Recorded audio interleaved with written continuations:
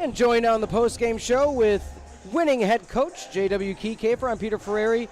Firebirds sweep in 3. Coach, one thing I want to say, it felt like one of the most complete games and calm and composed games I've seen all season. Do you feel the same sentiments? What were you seeing from the sideline? I think we were kind of medium in the first half of the first set, maybe. Mm-hmm. And I think that's maybe what we struggled with. I think we were only hitting like 150. It's probably 250. 250 through the first part of that first set, and kind of let them hang around a little bit. They were also hitting somewhere in that 250 number. And we're too good defensively, I think, to allow that there. And just we got our feet under us, and we thought we knew where the ball was going to go. I thought we had a pretty good scout today, and it worked out pretty well. Holding the team to 069. That North Central team's really good. There's a reason they're ranked 18th in the country. They got a lot of nice arms. Tyler Donovan, 5th-year setter, runner-up setter. That kid is the real deal. You don't go to the national championship match without being the real deal as a setter. So a really, really good volleyball team. We knew we were in for a long night. But I'm just really proud. I told the guys in the locker room, I'm really proud of how we got better as that match went. I thought set 1 was really competitive from both sides of the net. It was really close. We made that run late, maybe around 19-18, maybe we made a little run.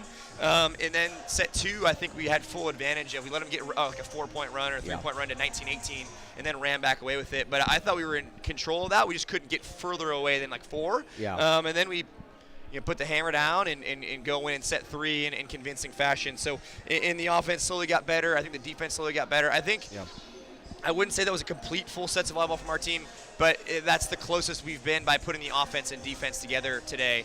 As I told the guys, you got to take defense personal. And I thought we did that today. When guys were scoring, when we're blocking them and they're scoring past us, we're keeping that internal shot chart in our heads and trying to figure out where they're scoring at. And when we took their tendencies, I thought we blocked the ball really well. Ryan Cholowinski was really great today from the blocking standpoint. So was Ben Heiss.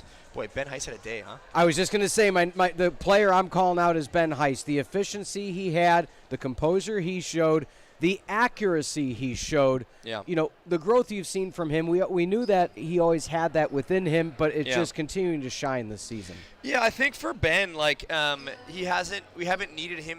What's really cool about this volleyball team is we have so many pin hitters that can carry an offensive load, and that even goes to the bench with Ruben Emmerich and Justin Ishii and Jack McDonald. You saw when Jack got in against Benedictine that he can carry some load. And so there's so many pin hitters that can score for this team. And so it's not always Ben's day to go be the guy, but he's had some really nice days against North Central, I think, the last 2 years. And he's been so efficient this year, and he kept that going today, 12-1 and 19. His kill percentage has been relatively low this year. Hasn't been the most kill terminal guy, but he's kept the ball in play. And tonight, boy, he was terminal tonight.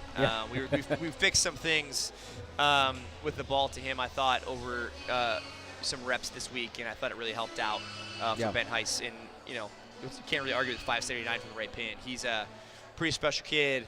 Those 3 pins out there are pretty special kids. It's tough to tell them apart with all the buzz cuts. It's kind of funny. That's true. But they're all pretty good at volleyball. So, Ben Heiss had a day.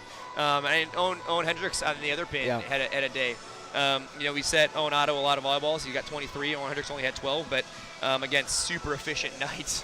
And kill percentage high, 7-0 and 12. So, those 3 pins are pretty fun to coach. And we're lucky they're sophomores and we got them for a really long time. Talk to me through as well, Ryan Morey. And again, I always say the unsung heroes, but the setters, the mental fortitude he has shown not only this season but today, also jumping at the net. I mean, it's just like a total package. And just, you made the comment a few weeks ago, which I loved, is you don't have depth if you don't use it. He was always a depth piece for you, and now just slides right in, and you're not missing a step. Yeah, I think, and that goes to Joe Kolowitz too, right? He was a second setter for us this year and has gotten a different role. Maybe that hasn't been the one he's wanted, but moved into a different role and been elite. He was elite today with the service pressure from the baseline. So, it's not depth you don't use it. We're using Ruben as many times as we can. Joe Kolowitz is hitting serves from the baseline, and I thought also Ryan Morey got better as this match went on. I think we were kind of medium and we couldn't get Owen Otto going, and when we struggle with Owen Otto, our offense kind of dips a little bit, and so we just kind of had to find Owen Otto's window a little bit there from Ryan Morey's standpoint. And once he found the window, I thought Otto just went.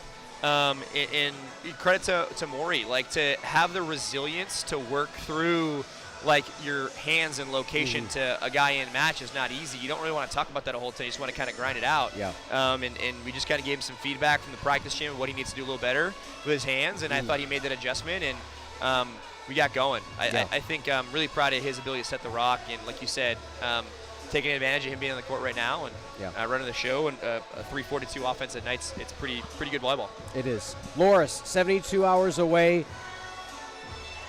Give us the overview. What's the mindset going into it? Again, North Central was able to take one set away from them. But again, it's the 1 versus 2 in the conference play. What's the prep work going to be? Yeah, and not just 1 versus 2 conference play, right? Yeah. But, 5 versus – they're undervalued at 12 or wherever the heck they are in the 12, ABCA ranking. Yeah. So, we know that's a top 10 battle, probably a top 5 battle, if you will. I think both of these programs are 2 of the top in the country. I think we proved that last year with Loris getting to the tournament and pushing Kalu to 5 and almost getting them. Yeah. They end up winning. So, this conference is stacked. That North Central team's good. Corey Mayotte is the real deal at volleyball. Yeah. And that's not to go against the rest of that team. A lot of new guys there for Loris, some freshmen, some transfers that do a really nice job. And then you add on top of that, Corey Mayotte's one of the best players in the country, and how you slow him down is going to be interesting. They run the ball higher on the pin, and so we have to. It's just a different scout, man. It's a different type of volleyball, and I think that's what's made them so successful in the past. Is that it's just a different type of volleyball, and you have to practice for it differently than everybody else. So we'll go do a couple of things we always do to try to get ready for that program and what they do different. But we're going to go play Carthage volleyball, man. If we're going to hit 342, we're going to win a lot of matches, and so we're going to go do that. We have some adjustments that we can make to slow them down, and at the end of the day, if we're going to hit 342, I'll bet that against anybody in the country. So, go back and serve the ball real hard. And see what happens in a fun way, and then on top of that, try to keep the ball where Carthage wins. Sounds great. Coach, best of luck this weekend. We'll see you back home in a week. Peter. All right, absolutely. Go Birds. Head coach J.W. Kieckhefer joining us in the post-game show. Excited for that away matchup this weekend. Let's take a look one more time at the final stats of the evening. Again, a sweep for the number 5 Firebirds over 18 ranked North Central College. 38-22 to kill differential. Hitting percentage clearly favoring Carthage. That third set, 25-11, was really the difference. 3 aces to 0, 9 blocks to 3. Digs just about even. North Central having to dig out a lot of power hits for the Carthage College Firebirds. Again, upcoming, it's a big weekend, folks. 2 o'clock, the Indoor Track and Field Championships on Friday. 5 o'clock, water polo versus McAllister. Then the CCIW men's basketball semifinals. Carthage is hosting and broadcasting both games. 5 o'clock, Illinois Wesleyan versus Augustana. 7:30, Carthage versus North Central. Saturday, the Indoor Track and Field Championships resumes at 1 o'clock, along with men's lacrosse versus Calvin. And then 7:30, the CCIW men's basketball conference championship game.